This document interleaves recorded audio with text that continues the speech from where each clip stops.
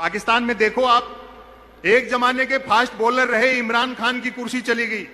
मैंने कहा समय सबका हिसाब लेगा, कुर्सी एक दिन सबकी जानी है, भले ही वो कितनी भी तेज फेंकता हो। डीजल पेट्रोल हमारे हाथ में नहीं है, रुपया अंतरराष्ट्रीय कारणों से गिर रहा है, महंगाई बेरोजगारी के लिए कांग्रेस जिम्मेदार है, बाकी सारी समस्याएं नेहरू छोड़ गए, फिर भी कोई दिक्कत हो तो पाकिस्तान चले जाओ। मणिपुर जल रहा है और संसद में बात ईस्ट इंडिया कंपनी की हो रही है। प्रजा काम की बात पूछती, राजा मन की बात करने लगता। राजा को यह एहसास जरूर था कि तमाशेबाजी की अपनी खूबी है तो खामी भी है। खूबी यह है कि तमाशा दिखाने से प्रजा मूल मुद्दा भूल जाती है, और खामी यह है कि हर बार नया दिखाना पड़ता है। वाह वाह वाह वाह वाह। ऐसा कोई तमाशा नहीं है जो मोदी जी ने रिपीट किया हो। अभी तेज नारायण बेचैन कह रहे थे, बोले यार ऐसा कौन सा तमाशा बाकी रह गया जो उन्होंने नहीं किया। मैंने कहा सिर्फ एक बचा है, ऐसे जूते नहीं पहने जिनमें लाइट जलती और वो चू चू बोलते हो।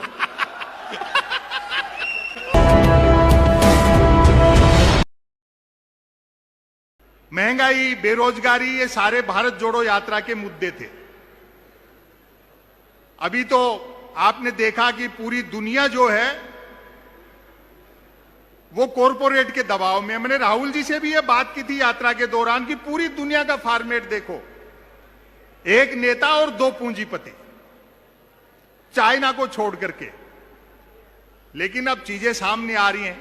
उस लंका तक की हालत खराब है जो किसी जमाने में सोने की चिड़िया, वो पूरी सोने की थी, हम तो सिर्फ चिड़िया थे।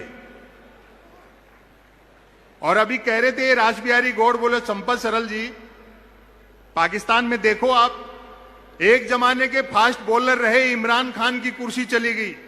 मैंने कहा समय सबका हिसाब लेगा, कुर्सी एक दिन सबकी जानी है, भले ही वो कितनी भी तेज फेंकता हो।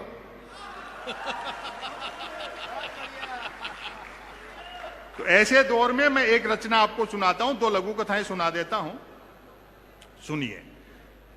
10 साल से कैसेट बज रहा है, वो आपने देखा। डीजल पेट्रोल हमारे हाथ में नहीं है, रुपया अंतरराष्ट्रीय कारणों से गिर रहा है, महंगाई बेरोजगारी के लिए कांग्रेस जिम्मेदार है, बाकी सारी समस्याएं नेहरू छोड़ गए, फिर भी कोई दिक्कत हो तो पाकिस्तान चले जाओ। वो दरअसल आपको होमवर्क देना चाहते हैं, तो होमवर्क में मत फंसा करो।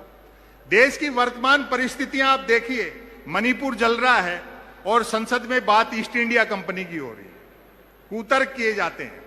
धर्मवीर भारती का एक नाटक था अंधा युग, उसमें एक सीन है, वो सुना करके मैं दो लघु कथाएं, एक छोटी रचना आपको सुनाऊंगा। युद्ध का अंतिम दिन है, 18वां दिन, दोपहर बाद का समय। धृतराष्ट्र और गांधारी महल में बैठे हैं और संजय का इंतजार कर रहे हैं कि वो आए तो सूचना मिले, खबर मिले कि दुर्योधन मारा गया या जीवित है। दो प्रहरी बाहर पहरा दे रहे हैं। एक प्रहरी का सवाल और दूसरे का जवाब देखना आपकी तालियां उठनी चाहिए। अचानक सन्नाटा होता है और अंधकार गिरता है, तो एक प्रहरी ने दूसरे से पूछा, जरा देखना तो ये अंधकार कैसे बढ़ रहा है, जरा देखना तो दूसरा प्रहरी बोला, अंधे राजा की प्रजा कहां तक देखे। हाय हाय, भाई वाह वाह वाह वाह वाह। तो जैसा राजा है वैसी प्रजा होगी, लेकिन इन चुनौतियों का मुकाबला हमको करना है और हम कर लेंगे, हो जाएगा। दो लघु कथाएं सुनिए। मीडिया के लोग यहां बैठे हैं, नहीं होंगे, होते तो भी नहीं दिखाते, उनसे आशा भी क्या करनी, वो दबाव में है बेचारे, वो भी क्या करें। लघु कथा का शीर्षक है ब्रेकिंग न्यूज। एक खबर को कैसे तानते। आत्मनिर्भर नामक राज्य में डिजिटल क्रांति भले ही होने को थी, पर न्यूज क्रांति होनी थी। न्यूज चैनल खबरें तलाशते नहीं, गढ़ते थे और देते नहीं, फैलाते थे। ब्रेकिंग न्यूज की तो मारामारी रहती थी। अब कथा यहां से शुरू होती है। एक दिन जो ही राजा नहाकर स्नान घर से निकला, क्यों ही एक न्यूज चैनल ने ब्रेकिंग न्यूज दागी, राजा नहाया। दूसरे न्यूज चैनल ने खुशी जाहिर की, राजा आज भी नहाया। तीसरे न्यूज चैनल ने अटकलें लगाई, राजा क्यों नहाया। चौथे न्यूज चैनल ने नई जानकारी दी, राजा पहली बार नहाया। पांचवें न्यूज चैनल ने आत्मनिर्भरता की पुष्टि की, राजा खुद नहाया। और अब की आपकी तालियां उठेंगी, छठे न्यूज चैनल ने रहस्योद्घाटन किया, राजा पानी से नहाया। सातवें न्यूज चैनल ने ब्रेकिंग न्यूज में गर्मी भरी, राजा गर्म पानी से नहाया। आठवें न्यूज चैनल ने स्थिति और साफ की, राजा साफ पानी से नहाया। नौवें न्यूज चैनल ने गुप्त जानकारी दी, राजा स्नान घर से नहाया। और अंतिम है 10वें न्यूज चैनल ने राहत भरी ब्रेकिंग न्यूज चलाई, राजा आज तो नहाया। ऐसी एक लघु कथा सोशल मीडिया पे बड़ी चलती है, आप लोग सुनते भी हो। इस कथा पर मैंने एक पूरा नाटक भी लिखा है जो थोड़े दिन बाद सामने आएगा। शीर्षक देखें, तमाशेबाज राजा। तमाशेबाज राजा, ध्यान से सुना, बहुत अच्छा सुन रहे हैं। अच्छा है। राजा छंटा हुआ तमाशेबाज था। वह अपनी प्रजा के मनोविज्ञान से अवगत था कि अमीर गरीब ज्ञानी अज्ञानी कोई हो, सब तमाशा घुस के देखते हैं। उसे पता था कि तमाशेबाजी से एक बार प्रजा के सम्मोहित होते ही राजा प्रजा में सदा के लिए ऐसी ट्यूनिंग बन जाती है कि राजा सिर पीटने की बात भी कहे तो प्रजा तालियां पीटने लगती है। हाय हाय हाय हाय हाय हाय। राजा ने सुशासन के लिए तमाशाई शैली अपनाई। प्रजा ने साफ पानी के लिए आवाज उठाई। राजा ने बहती नदी पर हवाई जहाज तैरा दिया। खाली हाथों ने काम मांगा। राजा अपने हाथ पीछे बांध रस्सी से लटकी जलेबियां खाने को उछलने लगा। बस्ती में आग लग गई। राजा ने आग लगे गोल चक्कर में से आर पार कूदना शुरू कर दिया। प्रजा ने मुद्रास्फीति और मुद्रा अवमूल्यन की ओर ध्यान देने को कहा। राजा गुफा में ध्यान की मुद्रा बनाकर बैठ गया। नागरिक बोले यातायात के साधन मुहैया कराओ। राजा मौत के कुएं में मोटरसाइकिल चलाने लगा। जनता ने स्कूल और अस्पताल के लिए आंदोलन किया। राजा ने पड़ोसी राज्य के आक्रमण का डर दिखाकर खाली बोतल में रख रख कर रॉकेट छोड़ने शुरू कर दिए। प्रजा काम की बात पूछती, राजा मन की बात करने लगता। हाय हाय। और अंतिम देखना, आपने इस चीज नोट भी की होगी, देखे जो हो तमाम तमाशेबाजी के बावजूद राजा को यह एहसास जरूर था कि तमाशेबाजी की अपनी खूबी है तो खामी भी है। खूबी यह है कि तमाशा दिखाने से प्रजा मूल मुद्दा भूल जाती है और खामी यह है कि हर बार नया दिखाना पड़ता है। वाह वाह वाह वाह वाह वाह वाह। ऐसा कोई तमाशा नहीं है जो मोदी जी ने रिपीट किया हो। अभी तेज नारायण बेचैन कह रहे थे, बोले यार ऐसा कौन सा तमाशा बाकी रह गया जो उन्होंने नहीं किया। मैंने कहा सिर्फ एक बचा है, ऐसे जूते नहीं पहने जिनमें लाइट जलती और वो चू चू बोलते हो।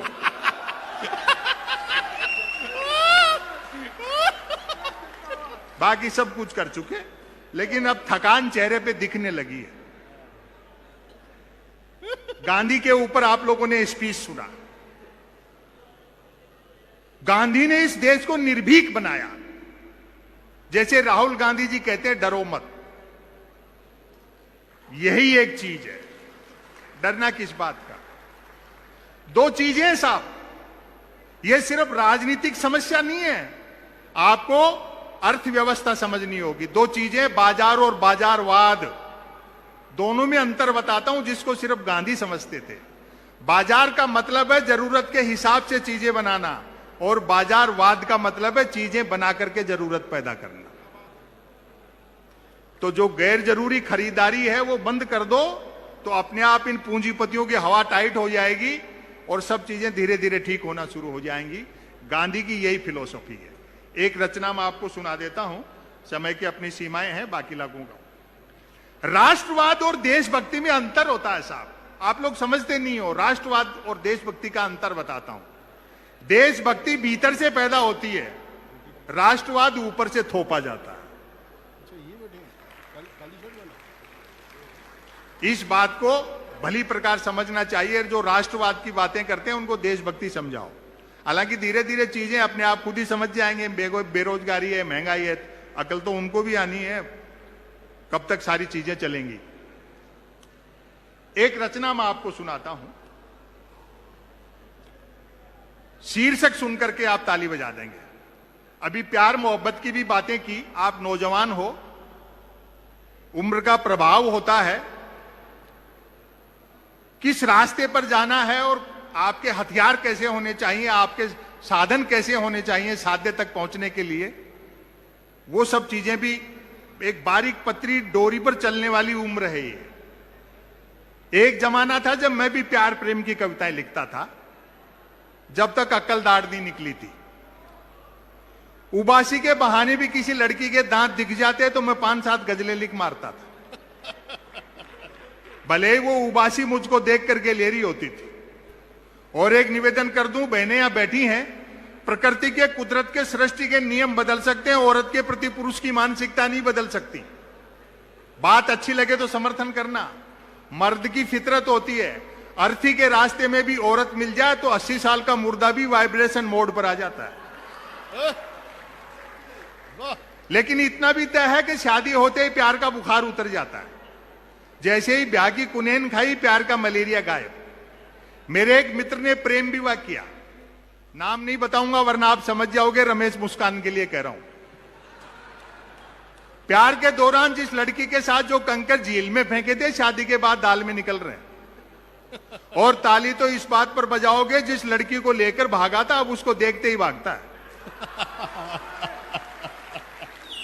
शादी के 3 दिन बाद मिला, मैंने कहा नया नया प्रेम विवाह किया, पत्नी को लेकर सिनेमा जा, सैर सपाटा करके मंदिर मंदिर भटकता है। बोले भाई साहब सुना है जोड़े ईश्वर बनाता है, बस उसी को ढूंढना है। ये बहुत त्याग और समर्पण का काम है। प्यार मोहब्बत में आदमी को अपना कैरियर तक दांव पर लगाना पड़ता है। मैं ऐसे कई को जानता हूं जो अपने प्यार प्रेम के दौरान बड़े अन्य रहते थे, लेकिन धीरे धीरे उनको अक्ल आ गई। ये सब चीजें, ये शोशेबाजी, परिवार की, कैरियर की, सब चीजों की चिंता रहनी चाहिए। समय बदल गया, समा का स्थान ट्यूबलाइट ने ले लिया। परवाना जलने की गरज से जाता है तो छिपकली खा जाती है। तो जो बुनियादी चीजें हैं उन्हीं में आदमी का मन रमना चाहिए, और कोई पद की ऐसी लालसा नहीं रहनी चाहिए। हम जिस काम के निमित्त हैं, लोकतंत्र पर बड़ा खतरा है। जिस तरह का वैमनस्य की जहर इन्होंने भर दिया है, उस सब से निपटने के लिए ये सब चीजें त्याग करके काम में जुटना है। आप जुटे हुए हैं, हम इस लड़ाई को जीतेंगे। जुड़ेगा भारत, जीतेगा इंडिया। एक रचना मैं सुना देता हूं आपको, मन की बात, ध्यान से सुनना। कोई कुछ भी बात करे, बात कुल 2 ही प्रकार की होती हैं, एक काम की बात और दूसरी मन की बात। यदि आप मेरी इस बात से सहमत नहीं हैं तो फिर आपकी अलग बात। यूं तो बात काम की हो या मन की होती, दोनों बात ही हैं, लेकिन दोनों में बेसिक डिफरेंस ये होता है कि काम की बात में मन नहीं होता और मन की बात में काम। हाय हाय। असल में तो मन की बात की ही इसलिए जाती है ताकि काम की बात नहीं करनी पड़े। हाय हाय। मन की बात कुछ कुछ वैसी ही होती है जैसे सदैव 2 व्हीलर चलाते रहने वाले के कभी 4 व्हीलर हाथ लग जाए तो वह खाली सड़क पर भी हॉर्न बजाते हुए चलता है।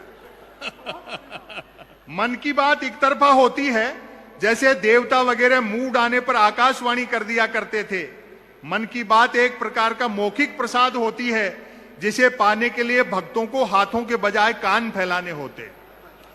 वाह वाह। मन की बात बिना विषय की होती है, क्योंकि वह मन की बात होती है।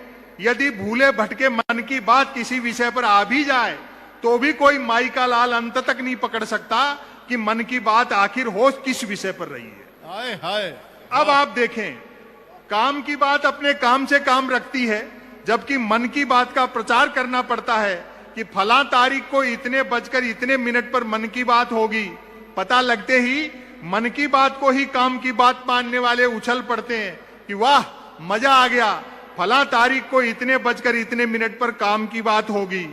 काम की बात सुनी न जाए तो अच्छी खासी काम की बात भी मन की बात होकर रह जाती है, जबकि मन की बात को सुनने वाले मिल जाएं तो बात कोरी मन की बात होने के बावजूद बड़े काम की बात बन जाती है। वाह। अब व्यंग देखें आप, वैसे सुनने वाले न मिले, समर्थन करना, वैसे सुनने वाले न मिले तो मन की बात दीवारों से भी की जा सकती है, क्योंकि मन की बात करने वाले ने सुन रखा होता है कि दीवारों के भी कान होते हैं। और अब तालियां उठाना, बल्कि वह तो यह तक मानकर चलता है कि जिनके कान होते हैं वे दीवार ही होते हैं। वाह वाह वाह वाह, बहुत मोहब्बत दी आपने। मन की बात अक्सर शुरू यहां से होती है, भाइयों और बहनों। बस इतना सुनते ही मन की बात के मुरीद भाई बहन सांस रोककर मन की बात ऐसे सुनने लगते हैं मानो सुनने के लिए जिंदगी में अब सिर्फ यही काम की बात बची है। काम की बात करने से बचने की एकमात्र तरकीब है कि तुरंत मन की बात शुरू कर दी जाए। यह अलग बात है कि लगातार मन की बात करते रहने वाले से फिर लोग उम्मीद भी नहीं रखते कि वह जिंदगी में कभी कोई काम की बात भी करेगा। वाह, मन की बात अक्सर ज्ञान सिखाने जैसी होती है। जैसे हम छोटी क्लास में छोटी छोटी बिना मात्राओं की अक्सर सीखते हैं, समापन है इसका। मन की बात अक्सर ज्ञान सिखाने जैसी होती है। जैसे रतन नल पर चल, रतन झटपट चल, रतन झटपट नल पर चल। ऐसी मजेदार मन की बात का नतीजा भी मजेदार निकलता है। सुनने वाले प्रेरित हो, खुद को रतन मानकर उठते हैं, मटका बाल्टी उठाते हैं और न सिर्फ नल की ओर चलते हैं बल्कि नल की ओर झटपट चलते हैं। वहां पहुंचकर माथा पीटते हैं कि हाय, समर्थन करना तालियों से। वहां पहुंचकर माथा पीटते हैं कि हाय, नल से तो पानी नहीं हवा निकल रही है, अर्थात नल तो खुद कमबख्त मन की बात कर रहा है। वाह वाह वाह वाह वाह। श्रोताओं के इस रिएक्शन से प्रभावित होकर मन की बात करने वाला तुरंत अपनी अगली मन की बात शुरू कर डालता है। रतन घर पर चल, रतन झटपट चल, रतन झटपट घर पर चल। मन की बात करने वाला अनजाने में भी काम की बात नहीं करता। वह जानता है कि काम की बात करने से सब काम में लग जाएंगे, तो फिर मन की बात कौन सुनेगा। वाह वाह वाह। आपने बड़ी मोहब्बत दी और तमाम कवियों को सुना। मेरे निवेदन पर आदरणीय श्रीनिवास बीवी ने यह कार्यक्रम रखा था। थोड़ी साउंड की, इको की सिस्टम में थोड़ा सा लगा कवियों को कि बात कम पहुंच रही है, लेकिन आप लोगों तक बहुत अच्छी पहुंच रही है। खचाखच बरेश पांडाल में जिस मन से आपने कवियों और शायरों को सुना, नेहा सिंह राठौड़ को सुना और आगे भी जिन कलाकारों को सुनेंगे, मैं चाहता हूं सबके लिए एक बार जोरदार तालियां बजा दें। और अंत में मैं यही कहूंगा कि सच्चा है अपना प्यार तो फिर क्या इस जहां का डर। गुलबन के गुलिस्ताने फिर से खिलेंगे हम, और अब की बिछुड़ रहे हैं तो रंज मत करो, अगली बहार आई तो फिर से मिलेंगे हम। बहुत बहुत धन्यवाद।